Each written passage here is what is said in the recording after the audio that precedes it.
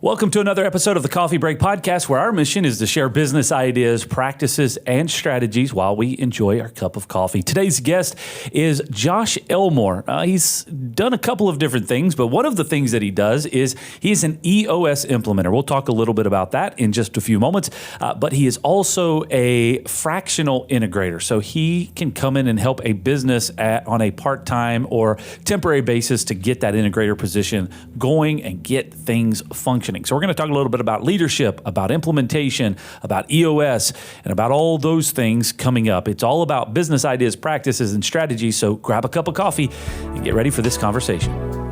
We got so much to say. We got a podcast to make. We're sipping on lattes, and it's time for a coffee break. It's time for a coffee break. Oh, yeah. All right, Josh, welcome to the podcast. So cool thing is you have been a listener of the podcast, a promoter of the podcast, and now you're a guest of the podcast. So that's surreal. And Christmas came early this year. I mean, it's really something to be a guest on the Coffee Break Podcast. It's going to go on my next business card. I mean, most definitely. So thank you for being here today. You come recommended and a connection point for several other guests that have been on. Eileen Stevens, who did a fantastic.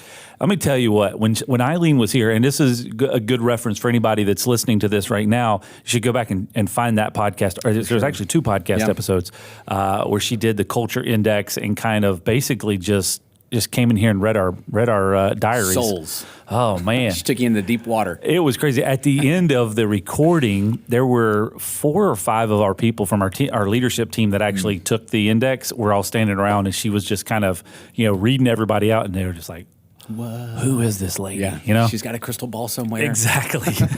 Snakes, something's going on. It's not right. Yeah, one guy was like, who is this lady, and how does she know all this information? But anyway, it's very good, and a very intriguing service that I think we're actually in the process of figuring out how to get that functioning in our business, because that's something we want to do. But anyways, she recommended you. You also are connected with Kurt Graves, who has been a longtime friend of the podcast and a great friend of mine as well. So very cool. So thank you for being here today. Thanks for having me. All right. So first of all, we have to do rapid fire, randomly selected questions just to get under your skin with unknown point values. And you because you've heard the podcast before, then you're probably a little better prepared than most, but I doubt it. We'll go. All right? You ready? I'm ready to go. If you could be in any movie, what would it be and what character would you play? Oh, man. Rocky 3, and it'd have to be Rocky. I mean, yeah, that would... Why would you want to be anybody else? How could you want to be anybody else? All that training, Yeah. Go against Clubber Lang. I think that'd be legit. There you go. If you could choose, number 2, if you could choose any age to be at for the rest of your life, basically stick it in age for the rest of your life, what would it be and why? I think it'd be, I'm 37, it'd be 37. Really? Yeah, life is awesome. Just be stuck at 37. Yeah. Life keeps getting better, so I might as well just go ahead and stick with the top of my game if I got to choose one age. 83? Stay at 83 for the rest of my life? That's what year you were born? Yeah. 83 is a good year. Nice. All right. Let's see here. If you could magically become fluent in any language, what would it be? Japanese. Yeah, it would definitely be Japanese. I'll bring you behind the door a little bit on my nerd. I nerd out on anime a good bit, so I wouldn't have to read subtitles anymore. I'd just be able to watch. It would save so much time. All right, if that's the reason for it. I mean, I would just want to go so I could order Japanese food in a Japanese blow some restaurant. people's minds, see what happens when you order sushi in Japanese. So there's a couple of videos. This is total sidetrack, but there's a couple of videos that I've seen, and I don't remember what format it was on. It was probably either Instagram or YouTube, but there's this guy that is fluent in Chinese. I've seen these. Yep. Yeah, he goes and speaks perfect Mandarin to people and just blows their minds. Yeah. That would be all great. Over that. Definitely not me. So number 4, what's the worst job you ever had? Ooh, man. Worst job might be the first job I ever had when I was a teenager and I was just pouring concrete all summer. Okay.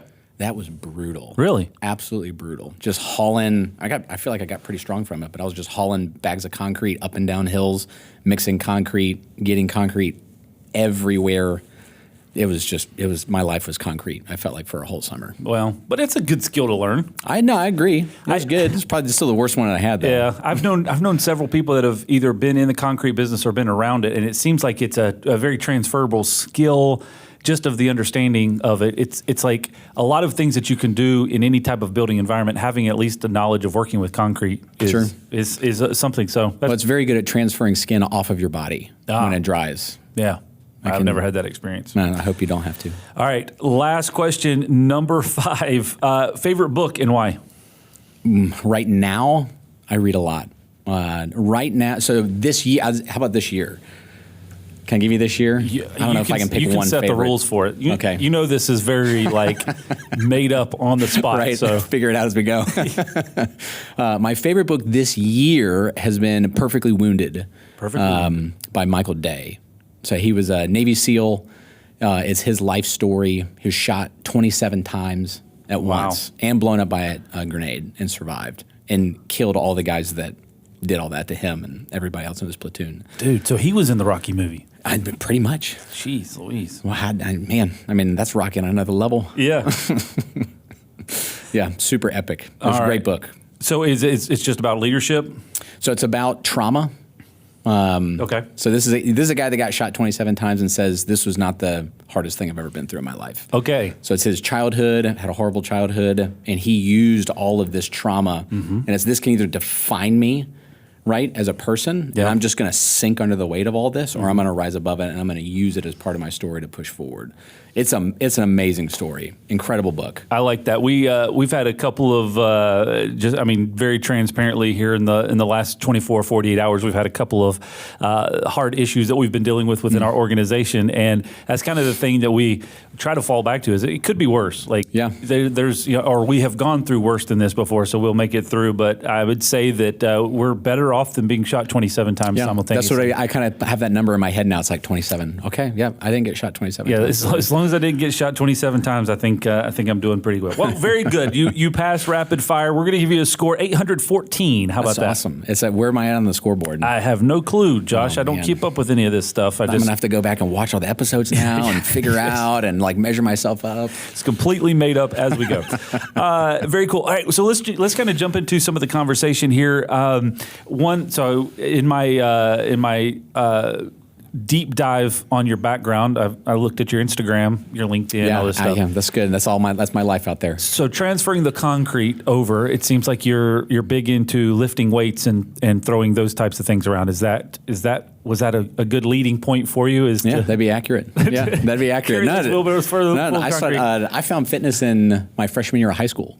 So when I started high school, I was 97 pounds. Wow. Soaking wet. Yeah. I started wrestling and would weigh in with all my clothes on for 103.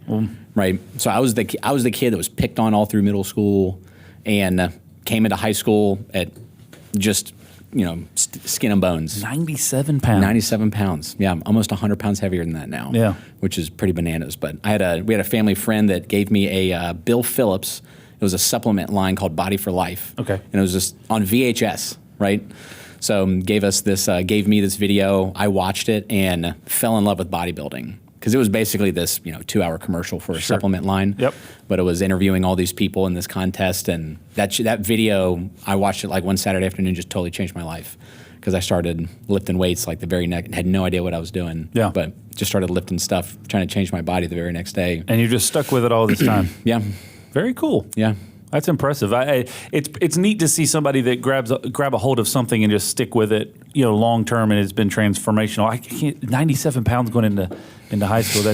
I'm just kind of stuck with that. Okay, so you'll get past it. Yeah. So while I was looking at your Instagram, you had recently posted something. I guess it was a while back about General Bruce Clark's thoughts on leadership. Yep.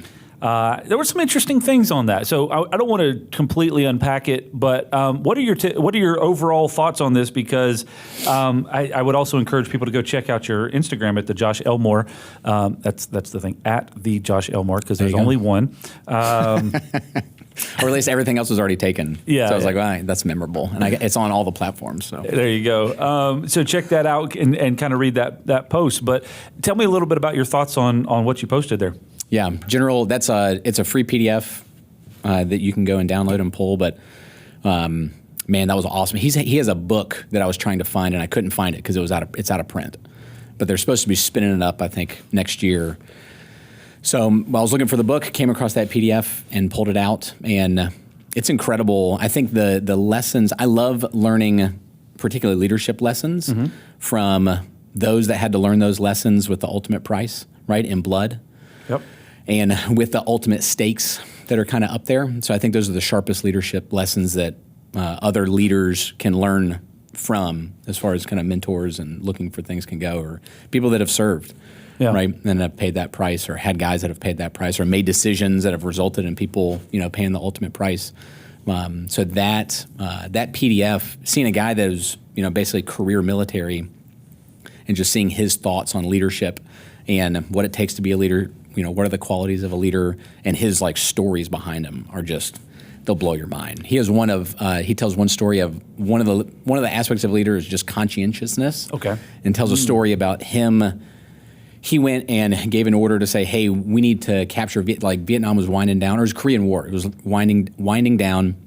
He said, we need a POW. We need to go capture somebody alive so that we can start asking them questions and interrogate them. And he did this to Korean soldiers through a translator.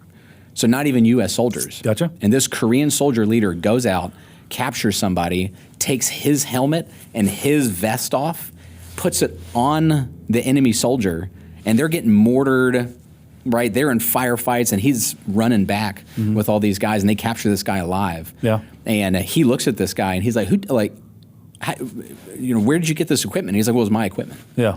And it's like, that's a leader. That's a guy. Gotcha. That's a guy that's conscientious of the mission. Captured a guy and then protected him to get him back. And didn't take his guy. It's like, he didn't reach over to one of his soldiers. He's like, give me your stuff. I'm going to put it on this guy. Give me your helmet. Right. I don't like you very much. It's very much the leaders eat last philosophy. So there is one point on here that I do want to bring out, and I think this will kind of take us to the conversation that we'll get to today. There are no poor companies in the Army. Only poor company commanders. Commanders. Yeah, love that.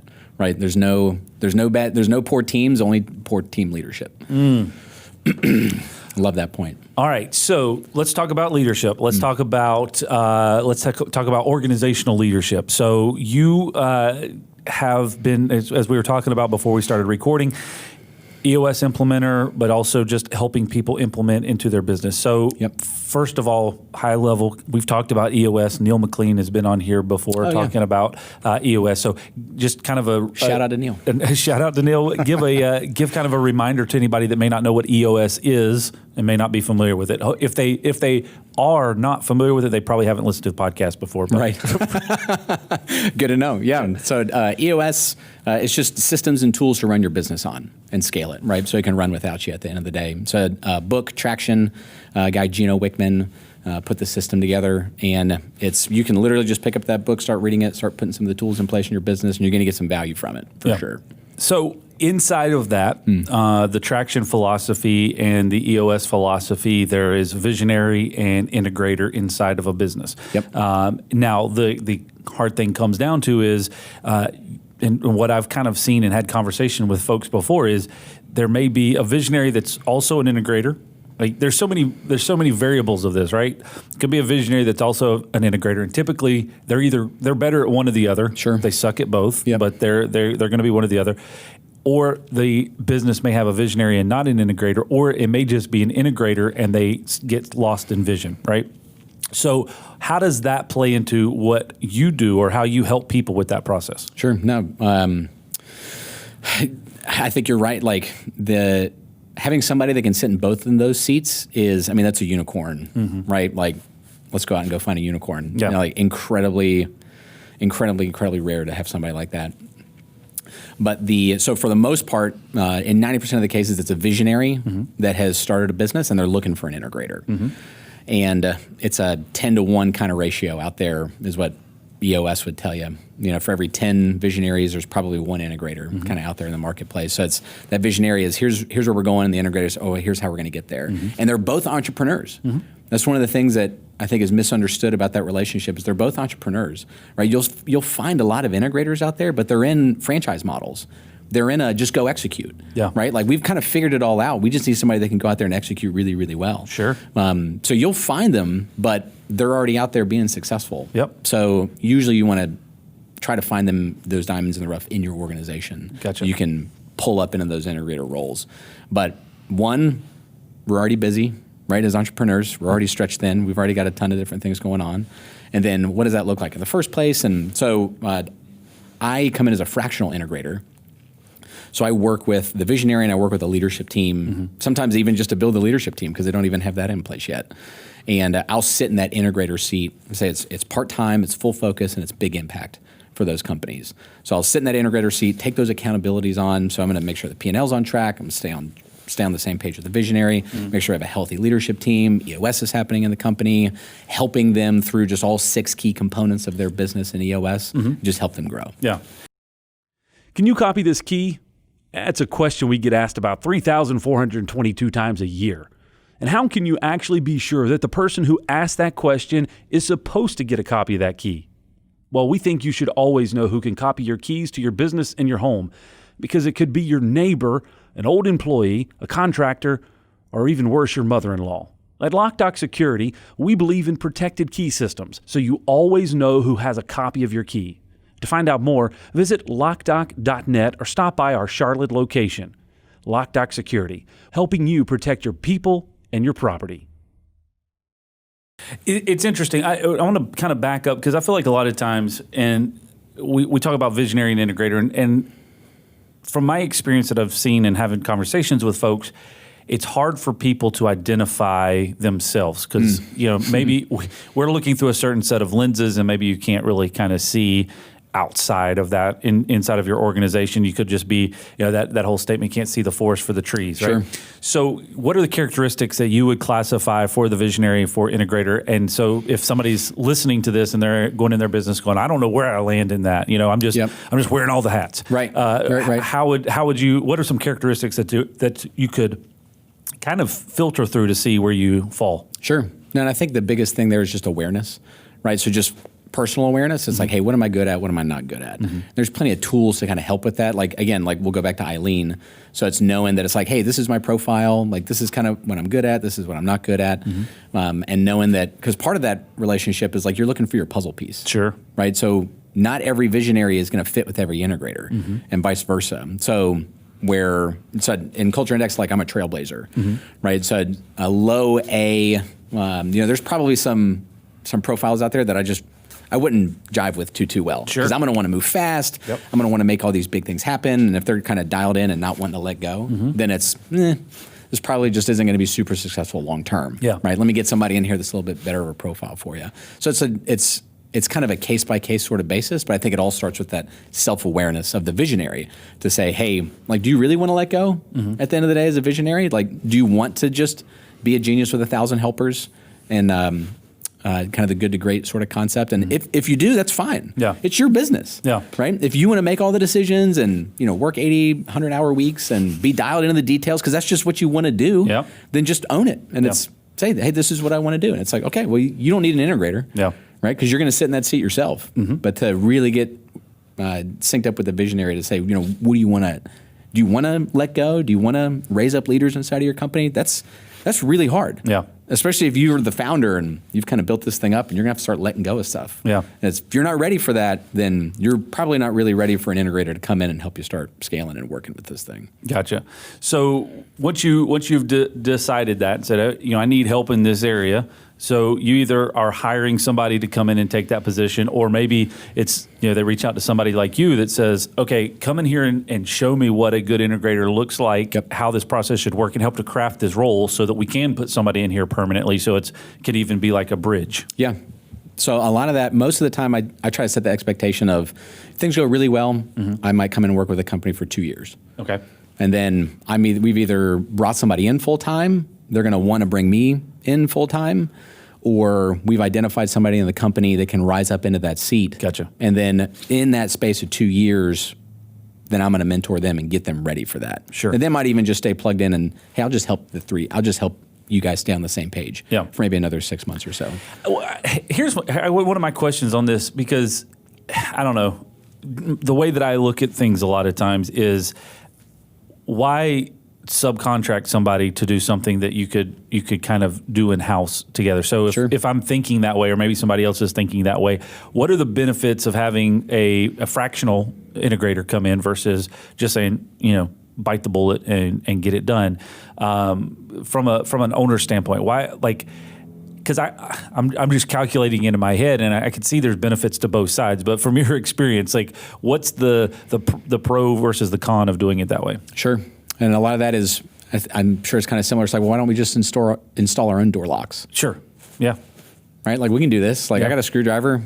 We can plug in Cat 5 cables. It's fine. And it's well, if you bring us in as experts, you're going to be set up for so much more long-term success, right? So what you're doing today, if you just want to kind of figure it out on your own, you're just treading water. Yeah. You're going to sustain. And again, it goes back to that vision piece. So it's where, what does that 3-year picture look like and 10-year target look like for your business?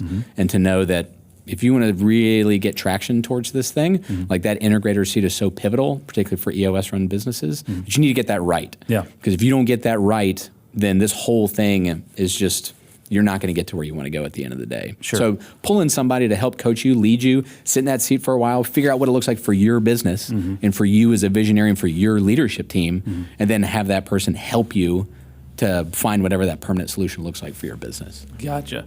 And then based off of either where the business is situated or where they're trying to go, then that's going to determine how much time it's going to be invested in from your standpoint to be involved. Sure.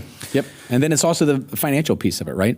So it's why are you're going to take on this massive expense for an integrator? Might have to give away equity, might have to do some of this other stuff. And it's that's just a massive commitment to make right out of the gate. And it's well, just try it for a while. Yeah. Right? See if this is actually something that you think is going to bring that much benefit to you long term. Yep. And then if it is, then you can then you can go and try to bite the bullet and find that more permanent solution. Gotcha. Okay. So moving on to things that you see typically in businesses when you walk into that position and you go, okay, these things are struggle points. This is some stuff that I need to address quickly and effectively so that we can make things happen. Because I'm going to imagine that when somebody brings you in, it's not because things are all rosy and going well. So what are the things that are kind of sideways that you have to get on top of quickly? Yeah. There's 3 consistent issues: people, and people. Yeah. So it's usually always people are almost always the biggest issue that people are having. So either they don't have the right people in the right seats. They've got the right people in the wrong seats. They've got the wrong people in the right seats. Just trying to figure out the people component of their business is by far and large the most consistent issue, right out of the gate. Which, by the way, in the book Traction, and there's a lot of other books that kind of talk to the same type of thing, but in the book Traction, that is, if you just go in, if you're I don't even know if this thing is for me, go into the book and read the section on the people component. And you will quickly go, oh, gotcha. I think we got maybe 10 more years of that, and then Elon Musk will have us all with robots, exactly doing everything in our business. But we still got a while to go before that happens. Yes. So people. How do you start addressing kind of this is the assessment. This is what's going on here, and this is what the changes that need to be made. Yep. So the one of the first tools there, again, the 6 key components of EOS, they all have kind of tools with them, right? Yeah. So I want to see what your vision looks like for the company. So, show me your BTO. What are you guys doing here? But the big one is the accountability chart, of course. So this is, what seats, kind of how does your business function? What seats are in the business and who's sitting in them today? And how are they doing? Right? So starting with that sort of framework gives a ton of perspective on how things are working and how things are moving in the business today. And what we talked a little bit about before is if you look at an accountability chart and you look at the functions in the business, there's one accountability that everybody has that's accountable for someone else. And it's leadership, management, and accountability. Because most people say, well, I'm having accountability issues. I can't hold my people accountable. I have a hard time holding people accountable. And it's okay. So, how does your leadership and management, what are you guys doing for that? What does that look like in your company right now? And most people look at me with just kind of blank faces and I don't know. Yeah. Okay, so you're talking about accountability, but leadership plus management equals accountability. So let's back up and start talking about the leadership and management that's going on in the business right now. Like, who do you feel like is doing a good job? Who's not doing a good job? What are these guys doing well? And start backing into the accountability piece of it.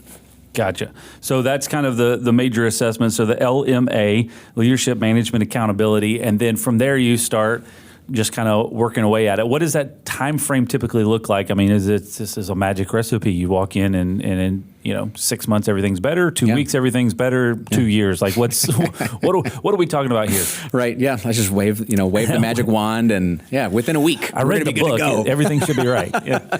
Just slip with it under my pillow like osmosis. Just get it in my brain somehow. I mean, every business is different. I mean, the good thing about, I think, even the purposefulness of having somebody come in and say, hey, we're going to work, I'm going to have somebody that's really just going to help us work on the business. Mm-hmm. I think even having leadership make that sort of decision is already going to start turning gears. Yeah. Right? Because the A players in the organization are like, yes, thank you. Yeah. Like, we need this. We want this. Accountability ultimately is a performance system for winners. Yeah. Right? Like, winners and A players want accountability in the business. Mm-hmm. So when they start seeing that, we're making some moves here, I mean, they're going to get more fired up and excited. And the people that buck accountability and don't want that are going to be, all right, well, what does LinkedIn jobs look like? Sure. Because I need to start looking. Most definitely. So kind of shifting gears back to leadership a little bit, what are some things that you're seeing, or what are some things, maybe an item that you can say, hey, typically when I deal with leadership in this area, this is one thing that I'm suggesting that they do, or what is that weak point that leaders are typically running into? And I know it's hard to categorize it into one big thing, but sure. What is the biggest tip that you're giving for leaders to improve themselves? Yeah, so the leadership component, I usually like to, I'm a buffet guy. Like, I like laying out just a buffet of just different options, things that kind of resonate. And it's like you like to eat at buffets? Well, I mean, that too. Oh, okay. Absolutely. Especially during Squattober, right? When it's like the weights are getting moving heavy and it's like you're just eating everything in sight. I have no idea what Squattober is. You just wait till next year, Chad, and you can come over to the garage. With these arms, I don't know. I mean, hey, that's all legs, man. You're good. Okay. You're good to go. All right. Just a reminder, you're listening to the Coffee Break Podcast. Also, we wanted to let you know that our team puts together a weekly blog post. You can find it at locdoc.net/blog. It's guaranteed to raise your IQ by 12 points or your money back. So it's pretty much a win-win. All right, back to the conversation. So with leadership, leadership is really, it's working on, so you're working on yourself, you're working on others, and you're working on the business, where management is more in. Right, so it's more in the weeds. So you're working in the business, in yourself, and kind of in others. Much more tactical rather than strategic. But with the leadership piece, there's two main components that I typically like to work on. So the first is it's just ownership, right? So it's being active, engaged, like you're awake, like you're moving, you want to move forward. You're not just asleep at the wheel. So it's making sure that people are just awake, like they're engaged. And again, this starts with yourself first. So usually that personal component of ownership is, I start working with people on just discipline. Like, what does your discipline look like? Physical, spiritual, emotional, and mental.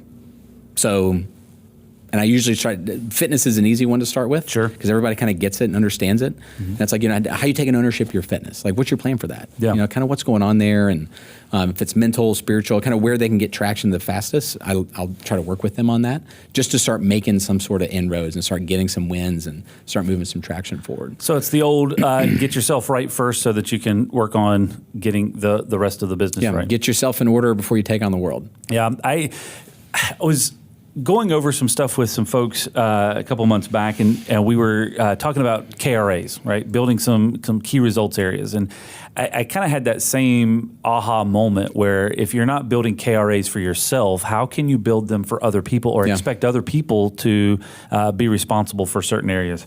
And so that's kind of the thing that I have a conversation with people a lot is like, you have to figure out what you're responsible for first. And if you can do that, then you can hold other people accountable for doing that. But if you don't even know what you're doing, then how in the world are you going to lead other people to be responsible for doing what they're supposed to do? Yeah, spot on. No, 100%. Well, all right. So we've talked about fractional integrators. We've talked about some leadership philosophy, LMA, leadership, management and accountability. Talked a little bit about the traction philosophy of the visionary, the integrator, and understanding that. And I mean, we can't say it enough. Traction is a great business. If you're in business, period, it's a great great book to reference and read because there's so much practical foundational truths there. What else? What else are you seeing that businesses are struggling with right now? I mean, we're at the start of a brand new year, right? And we're coming out of a really, really rough patch. For a lot of industries, 2020 was not great. For others, it was amazing. Gangbusters. So now we're kind of, nobody really knows what 2021 is going to look like at this point. It's a 50-50 shot. At some point in time, hopefully things are going to start improving, but not immediately. It's not like we pull the calendar on 2021 and hey, it's all fixed. It's that We're magic done. thing, right? Yeah. So what is your advice for people as they go into a brand new year after maybe having their tails whooped a little bit last year that you could leave with people? Yeah, no, I think it still goes back to leadership at the end of the day. Mm-hmm. You know, Max Dupree, he wrote Leadership Jazz. He said, the job of a leader is the first job of a leader is to define reality. So the last is to say thank you, and in between be a servant and a debtor.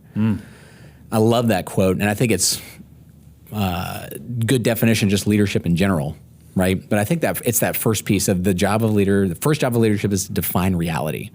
So that's going to look different for every leader going into their business. But to say, hey, we're going into 2021, guys. We had a horrible year. It's not going to get any better for the next 6 months. But here's our plan. Yeah. Right. So it's being able to define that reality and set those expectations for everybody. And that's leadership throughout an organization. So if you're just leading a small team, if you're just leading a family, if you're just leading yourself, you need to spend that time to kind of define that reality of what 2021 is going to look like for you, for your business, for the leadership that you practice every single day. You need to put some thought behind that. You need to take some time and define it. And if you're sitting here going, well, it's already January, it's too late. I guess I'll have to wait till next year. Right. It's not too late. Never. No. If it's June and you're finally hearing this, it's still time for you to sit down make and it happen. plan. Yeah. It's like the best time to start working out was 3 years ago. The second best time to start working out is today. Yeah. Right. So take it. Yeah, you can't change I literally had this conversation this morning. You can't change what happened in the past. All you can do is learn from it and make application and apply going forward, and understand that you don't want to. If it was a negative thing in the past, you don't want to repeat that. Yep. So what are the steps that we can do to not repeat that? Yeah, it's just taking ownership of your reaction to things. Yeah. Right. Not just it's like you can't own, like 2021 happened or 2020 happened. Yeah. Right. Like you can't control that. It's kind of, if you're familiar with Stephen Covey, so 7 Habits of Highly Successful People, and I've used this a lot this year, but it's the 3 circles, right? So it's the circle of control, the circle of influence, and the circle of awareness. And it's, what are the issues and what are you dealing with and where do they fall? Yeah. And most of the things are just circle of awareness. We spend so much time worrying about that and like keeping that as a focal, and it's like you can't control it and you can't even influence it. Yeah. So just write it down and put it off to the side, guys. Like focus on the stuff that you can control first and foremost, prioritize, then you can move out to the things that you can influence as much as possible. I've never read the book. It's a little long-winded. Well, I've looked at it multiple times, and I've always been like, you know what? Like, it just seems like everybody has read that book, so maybe I need to look at something different. But I think I'm going to make it a part of my goal in 2021. Is get that book done. That's the book I'm going to make sure I get through, because it's definitely a good reference point. And I don't know why maybe I just don't want to be an effective person. I don't know. You just don't want to follow it's like, I just want to go somewhere else. Yeah. Like, everybody's doing that, I don't want to do it. Yeah, exactly. All right, so I'll definitely check that out. The last thing that I'll ask you before we get out of here, because you said you've known Kurt Graves for like 10 years or something like that. Yeah, one of the three most influential guys in my life. Okay, well then that sets up the question very well. Yeah. Okay. What's the best thing that you've ever learned from Kurt Graves? Oh my gosh, I literally have an entire. You have a Kurt Graves notebook. I do. Okay, I'm not even kidding. This is going to be easy reference points for you. I hope Kurt watches this. Hopefully. So he can know. I literally just have an entire notebook that's just Kurt Graves kind of. Wisdom and it's quotes. a little creepy, but it's also like it's not that creepy. It's also a really cool thing. It's not that creepy. A guy that a guy that I spend that much time with, like I better have something. Most definitely.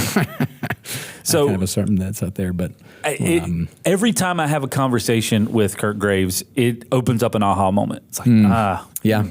So He's got that gift. yeah, He definitely has that gift. And the last episode that he was on, just as again a reference for anybody that's listening or watching this, you go back and check it out. He talked about I can't remember the word that he used now, so maybe it wasn't that impactful. But it was basically pushing people in a kind way, right? Like getting people to pass the point of comfortability, but challenging them on something without being a jerk. And I can't remember the word that he used. No, it's not a gentle nudge. I can't remember what the word was, but CareFrontational, probably. That is definitely CareFrontation? Be CareFrontational. CareFrontation. That's exactly what it was. Yeah. See, well, I described it well, and you landed it because he probably uses it pretty regularly. And it was like, you know what? That's true. And that's one of the things that I think he does really good is you can have a conversation with him, and then he's like, yeah, and a slight smack on the face. Not like knock you down on the ground, but at least a slight smack. Like, right. It's a nice, it's like it's a hard, firm love tap. There you go. You know, just, All right, so woke me up a little bit. Best thing that you've ever learned from him? Man, I could just scroll for days on this thing, but one of the things kind of along those lines, he said, nice people are going to look the other way till it's too late. Ooh. I'm going to write that down. I might just send you this. I might send you the whole list, but yeah, nice people are going to look the other way till it's too late. So it's knowing that being nice to people shouldn't be that doesn't mean you need to be the antithesis of that and be mean. Yep.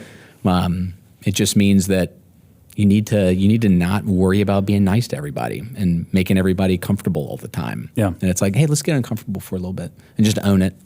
Right? Like this is going to be a really uncomfortable conversation, but you and I are both going to be better at it on the other side of this. So buckle up. Yeah, most definitely. Very cool. Josh, thank you very much for coming in today and spending time with us. Hopefully you enjoyed your coffee as it is the coffee break. And if people want to get a hold of you, what's the best way to do that? Yeah, I'd say LinkedIn. I say super active on LinkedIn. All right. So please, feel free to reach out, / Josh Elmore, and be happy to hook up with anybody there. Well, Josh, thanks again for stopping by today. It was great to chat with you and get to know you. Thank you again to Eileen Stevens for recommending you as a guest. And a big shout out to Kurt Graves as always. So thank you very much for watching or listening today. If this is your first time, well, we would invite you to subscribe. We have a brand new episode every Tuesday morning at 9 a.m. And the best way to find out about it is to hit the subscribe button. So go to Loc-Doc.net/podcast. You can click the links all there for you. They'll take you right to the preferred podcast platform that you use. If it's Spotify or if it's Apple Podcasts or Google Podcasts, the link is right there. You can hit that and you can subscribe immediately for the latest episodes. And we're also in video form. If you're listening to this, you got to go check it out. It is on YouTube and Facebook. Just search for Loc-Doc and Podcast and you'll find it there. Thank you again for joining us today, and we'll see you next time right here on the Coffee Break Podcast.